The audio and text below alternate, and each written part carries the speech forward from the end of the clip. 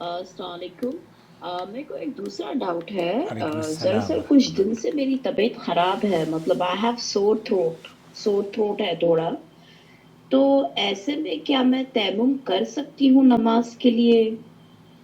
क्योंकि मेरे को डर है कि अब इंडिया में तो अभी विंटर सीजन शुरू ही हो गया है ऑलमोस्ट, तो पानी बहुत ठंडा है। तो अगर हम गर्म पानी से भी करेंगे वजू, तो उससे क्या होगा कि जब पानी सूखता है तो थोड़ा ठंडा फील होता है हाथ पे, मुंह, फेस पे। तो ऐसे में क्या हम तैमूम कर सकते हैं क्या? बहुत शुक्रिया, आपने इस अहम तरीन सवाल को हमारे यहाँ इस चैनल पर भेजा है। आप अल्लाह ताला आपको शिफ़ाए आजिल और कामिल अता फ़रमाए। लब असतहुरन इंशाअल्लाह। असल्लाहुल अज़ीम रब्बिल अर्शिल अज़ीम अन यशफ़ीकी या रब्बल आलमीन। अल्लाह से दुआ है कि अल्लाह ताला इस बीमारी को आपकी राहत में बदल दे, शिफायाबी अता फ़रमाए, आपकी कमज़ोरी को ताकत में बदल दे और आपको तंदुरुस्ती अता फ़रमाए। हर बीमार को अल्लाह ताला शिफायाबी अता फ़रमा दे।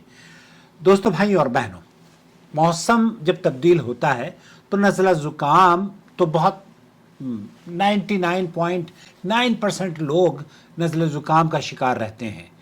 ऐसी सूरत में जैसे आप ये फरमा रही हैं कि थोड़ा, लफ्ज़ थोड़ा आपने इस्तेमाल किया है, अब वो थोड़ा है या ज़्यादा है ये तो आप ही उसको महसूस करती हैं।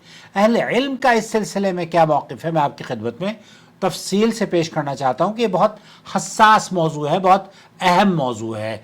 जुनबी शख्स के लिए नमाज अदा करने से कबल गुस्ल करना वाजिब है, और इसी तरीके से अगर वो नमाज पढ़ना चाहता है तो उस पर वज़ू भी करना वाजिब है, क्योंकि अल्लाह रब्बुल आलमीन कुरान करीम में इसके बारे में इन कुंतुम जुनुबन फत्तहरू, अल्लाह ताला ने अगर तुम जनाबत की हालत में हो तो पाकीज़गी और तहारत इख्तियार किया करो, और अगर पानी की गैर मौजूदगी या फिर किसी उज़्र या पानी इस्तेमाल करने में बीमारी को ज़रर हो, बीमार को ज़रर हो या नुकसान पहुंच सकता हो बीमार को, या फिर शदीद सर्दी में पानी इस्तेमाल करने से बीमारी में और इजाफा होने का खदशा हो। यहाँ लफ्ज़ है कि शदीद बीमारी में अगर खदशा हो तो पानी गर्म करने के लिए तो कोई चीज़ अगर आपके पास नहीं है,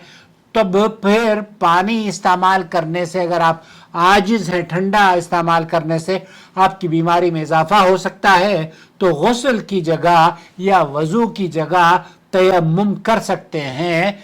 क्यों? क्योंकि अल्लाह ताला कुरान करीम में इस सिलसिले में जो रहनुमाई अता फरमाता है वो ये, फमसहू बिवुजूहिकुम वअयदियकुम, यहाँ अल्लाह ताला ने जो कुरान करीम की आयत है, वो इन कुंतुम मर्दा औ अला सफरिन औ जाअ अहदुम मिनकुम मिनल गायत औ लामस्तुमुन निसा फलम तजिदू माअन फतयम्ममू सईदन तय्यबा, ये कुरान करीम की आयत है। और अगर तुम मरीज हो या मुसाफिर हो, तुम में से कोई एक क़ज़ाए हाजत से फारिग हुआ हो, या फिर तुमने बीवी से जिमा किया हो और तुम्हें पानी न मिले, तो पाकीज़ा और ताहिर मिट्टी से तयम्मुम करो। तो यहाँ अल्लाह ताला ने व इन कुंतुम मर्दा औ अला सफरिन, तो आप अगर बीमार हैं और आप अगर मरीज हैं या मुसाफिर हैं और पानी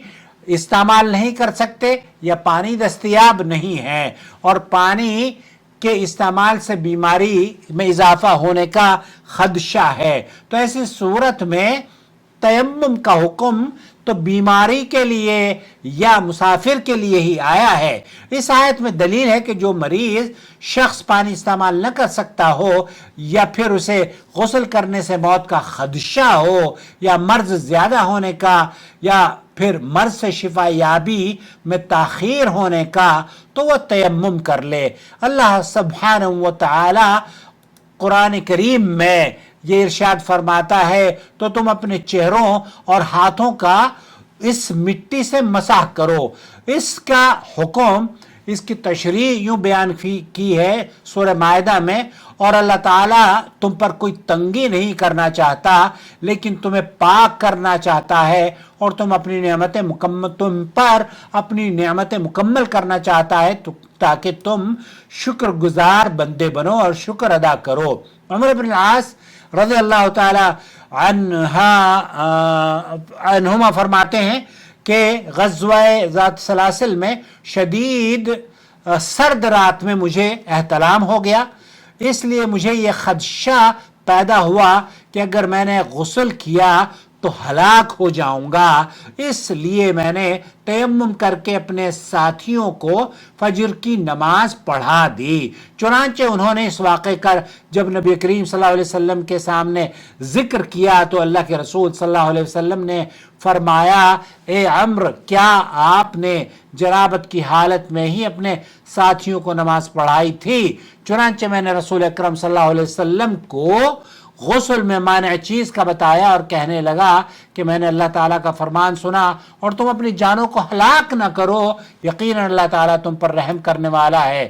چنانچہ رسول اکرم صلی اللہ علیہ وسلم نے مسکرا کر یہ فرمایا، یہ اللہ کے رسول صلی اللہ علیہ وسلم نے مسکرانے لگے اور آپ نے کچھ نہیں فرمایا۔ تو آپ علیہ السلام کا مسکرانا اور آپ کا اس عمل کو تسلیم کرنا اس بات کی دلیل ہے۔ اس حدیث میں اس کا جواز پایا جاتا ہے کہ سردی وغیرہ کی بنا پر اگر پانی استعمال کرنے سے ہلاکت کا خدشہ ہو تو تیمم کیا جا سکتا ہے، اور اسی طرح تیمم کرنے والا شخص وضو کرنے والوں کی امامت بھی کروا سکتا ہے۔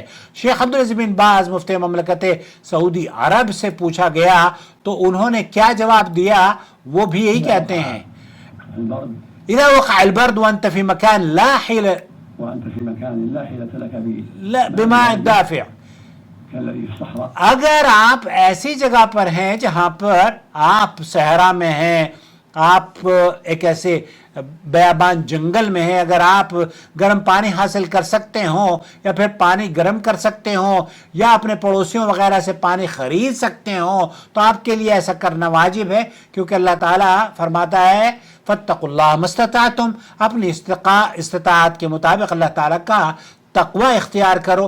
اسی لیے آپ اپنی استطاعت کے مطابق عمل کریں، یا تو پانی گرم کر لیں یا کسی سے خرید لیں یا پھر اس کے علاوہ کوئی اور طریقہ جس سے آپ پانی کے ساتھ وضو کر سکیں۔ لیکن اگر ایسا کرنے سے عاجز ہوں، بیماری کی وجہ سے یا کوئی اور شدید سردی کا موسم ہو اور اس میں آپ کو خطرہ ہو اور نہ ہی پانی گرم کرنے کی کوئی سبیل ہو اور نہ ہی اپنے ارد گرد پانی گرم خرید سکتے ہوں، تو آپ معذور ہیں، بلکہ آپ کے لیے تیمم کرنا ہی کافی ہوگا، کیونکہ اللہ تعالیٰ فرماتا ہے فاتقوا اللہ ما استطعتم۔ تو یہاں اس قرآن کریم کی ان آیات اور احادیث مبارکہ سے یہ پتہ چلتا ہے کہ آپ اگر سردی کے ایام ہیں اور آپ کو خدشہ اس بات کا ہے کہ اس پانی کے استعمال سے آپ کو نقصان، آپ کی صحت کو نقصان پہنچ سکتا ہے، تب آپ پانی نہ استعمال کریں اور تیمم کر کے اپنے غسل بھی کر سکتے ہیں، تیمم کی جگہ اس کو آپ اور وضو بھی کر سکتے ہیں، دونوں طرح سے جائز ہے۔ اللہ تعالی ہمارے بیماروں کو شفا یابی عطا فرمائے۔ السلام علیکم ورحمۃ اللہ وبرکاتہ۔